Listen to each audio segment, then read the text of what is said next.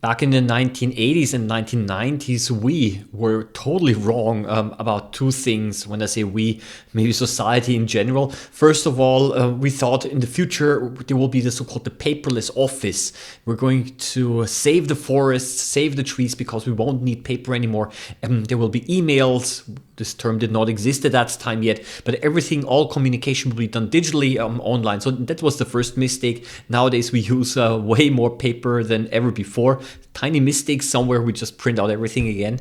And the second mistake that we were wrong about, and that's what I would like to talk about today, is basically the future of the internet.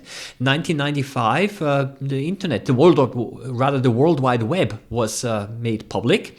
And yes, this was the big, great thing. I mean, free information for everyone. Basically, censorship is not going to take place anymore. Dictatorships are going to fall, you know. Everyone will be able to receive truthful information, and there will not be any more those gatekeepers like newspapers, which might have a certain political orientation. All of a sudden, you can, for free, you can get all of the information that you want. Yeah, well, it turned out to be a little bit different. As we now know, there were a few things were not really foreseen in the same way. They thought at that time, and that's maybe the short takeaway, they thought at the same time with the technological progress, there will be basically freedom of information, and information means truth. What they did not foresee were the psychological factors. Basically that a lot of information also meant that people could not decide anymore what is true and what's not true. The spread of misinformation was totally not anticipated at all, and also the interesting phenomenon that people actually did not get a better overview of different opposing opinions to be able to formulate their own view, but rather people started to cherry pick those pieces of information that already supported their own bias. Yeah, it became like a confirmation bias essentially took hold. And I think one reason could have been because they did not anticipate that this is a psychological overload. We've got so much information nowadays available that people are overwhelmed and they cannot distinguish anymore what is good information, what's bad information, and basically you cannot trust anyone anymore, right? So what do?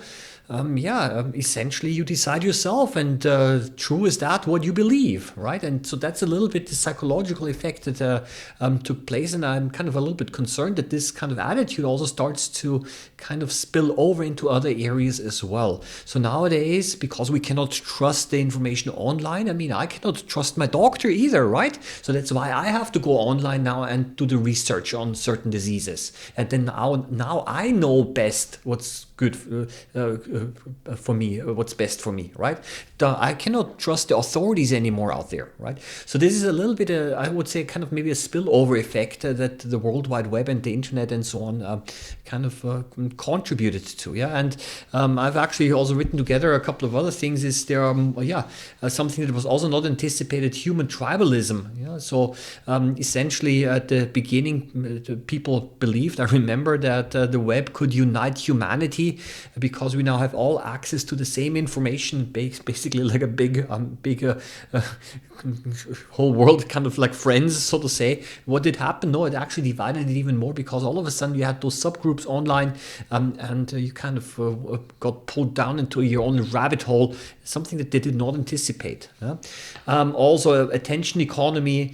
It was expected. I remember this at the same time that essentially there will be a competition of ideas. Yeah, and the best ideas will survive. Truth will kind of crystallize out.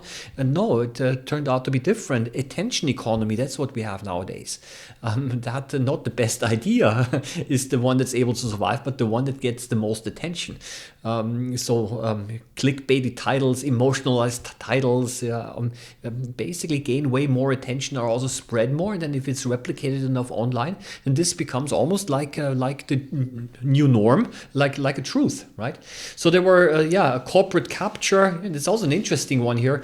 This basically means that And what did it not foresee is that there are also commercial corporate interests, of course, and the big giants, social media giants. They of course have a financial incentive to keep people online as long as possible. And how do you do that? Not by feeding them basically balanced information, but you feed them that what the viewer wants to have, right? And this causes again this positive feedback loop where you're starting to spiral into your own rabbit hole, and you kind of basically are in an echo chamber. You search for that, what kind of confirms your bias, and then basically you get more and more of that information, and you can basically pretty much for any belief that you have, you're going to find evidence online. Sometimes very convincing evidence, or at least subjectively convincing evidence. And all of these things kind of contributed towards, basically for the web to go into a direction which was totally not anticipated at all, and actually quite contrary to what was projected. Just wanted to share that with you, and the reason why I'm saying this also is and that's a little bit maybe this philosophical take-home message here is at that time the experts, everyone in whole society knew apparently very well what the World Wide Web is going to, how it's going to be in the future, democracy and no censorship anymore, balance of ideas and so on. It came so very different. Right. And so for this reason, I'm also a little bit cautious nowadays with AI and all of the new possibilities with AI. Sure, jobs are going to be endangered. I don't question that so much. But ultimately, I think we don't know into what direction this is going to take us. Right. And maybe things are going to be very different from what we expect now. I think it's an exciting time, and maybe in a couple of years we'll of course know a little bit more, and then maybe it's going to be another interesting wake up a little bit, where things are maybe going to be a little bit different than we anticipated. Again, yes, just wanted to share these thoughts with you. See you in the next video. Bye bye.